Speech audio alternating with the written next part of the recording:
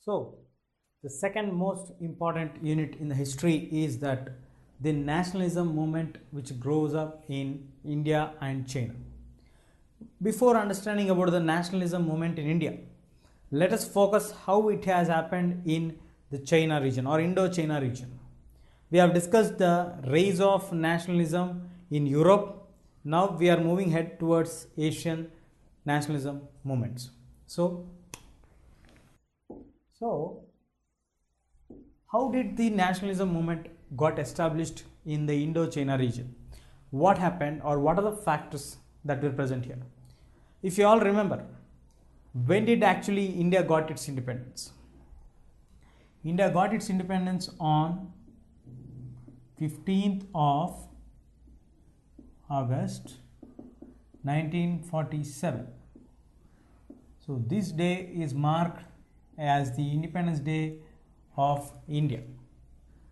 You all know that India and Pakistan were born on the same day, but Pakistans do celebrate their National Independence Day on 14th of August, whereas Indians have adopted it on 15th of August 1947. But how many of you know that Vietnam got independence way back before than us? The Vietnam got its independence in 1945.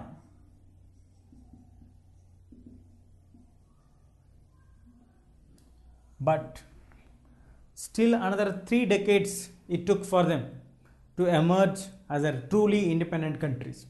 It is only in 1975 they were able to declare themselves as independent. So what are the factors that made them to be in this kind of situation? The factors which were contributing for them not to become united was, first one is knitting together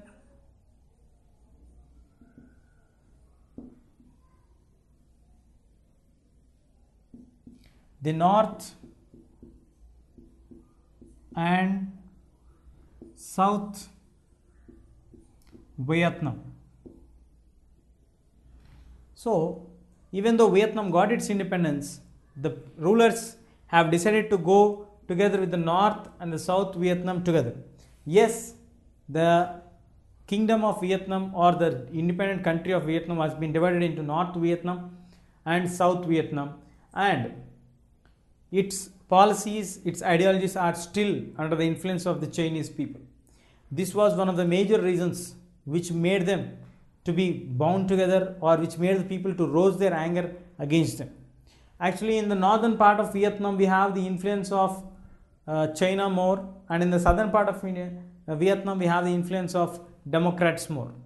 So with the help of USA, the southern part of Vietnam has established democracy, while in the northern part, with the support of China and Russia, they are following completely communist system or Chinese form of government. So these two are the basic foundations, or little bit understanding why is Vietnam having this kind of double-edged situations. Though it's independent, but not independent. Though it got independence far before than India, but still not independent. Why is it like that? What are the factors that have emerged to be in that kind of situation? These all we shall discuss in step by step. Let us now first learn how did the countries come from the shadow out of China. How did they fall out of China's shadow? Or what are the countries that fall under the category of India and China or Indo-China nations? We don't consider India or China in the category of these countries. So what are the categories of the countries, or what are the names of the countries that come under this group of Indo-China countries? The countries that come under the group of this name of Indo-China are Vietnam, Cambodia, and Laos. So Vietnam, Cambodia and Laos, located in the southeastern part of Asia, fall or formerly known as Indo-China region. The influence of India or China or these countries was very large. That is the reason why in the initial periods it was known as Indo-China region. But now these countries have got much more independence, and these countries are the countries about what we are going to discuss now. But now in this unit we are going to focus on the emergence of Vietnam turning from independent country to a truly independent country. It took nearly 3 decades, 30 years. What is the reason for Vietnam to be like this? What are the factors that have given the scope of Vietnam turning to be a non-independent country, though it's an independent country? That we shall find out. Cut.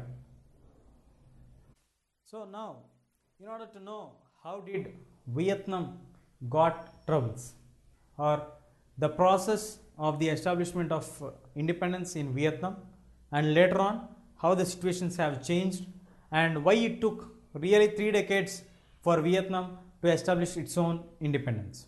Now if you look at the emerging from the shadow of China, as I told you earlier, the countries like Vietnam, Cambodia and Laos are the countries which are under the shadow of China. So they started to slowly emerge out of China. When they were starting to emerging out of China, Vietnam got its independence in 1945, as we discussed earlier. After Vietnam got its independence, it was broken into north and south of China. But prior to this, before Vietnam got its independence also, we have the influence of China more on Vietnam. Vietnam, northern part of Vietnam, and the culture, the political structure, everything was governed by the ideologies, by the principles which are followed in China only. So the influence of China was more on Vietnam, especially on the northern part. But not only this, Vietnam is a land which is connected by water through various parts of the world. So Vietnam has also provided a route to have an excellent maritime trade sea route, through the sea route. It is also known as Silk Route trade. So because of the Silk Route trade, Vietnam is got a well-known or a well-reputed influence in the European countries. European countries know this nation very well because of the connectivity of the waterways.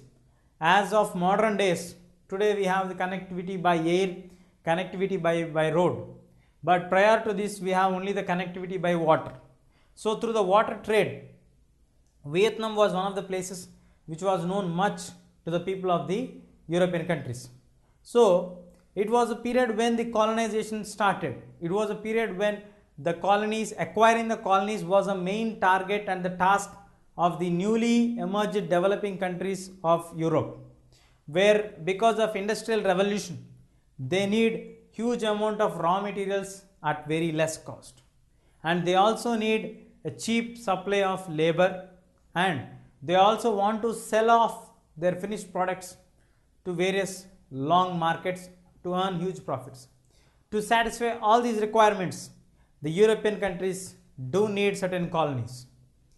So French was the first country to enter into Vietnam. Vietnam was first stepped in by the French troops in 1856. In 1880s, by the earlier and the middle part of the 1880s, the influence of the French was growing larger and larger day by day. The influence of the country has been going into the control of the French troops. By 1887, Tonkin, a famous city in Vietnam, in the northern part of Vietnam, has been completely occupied by the French people.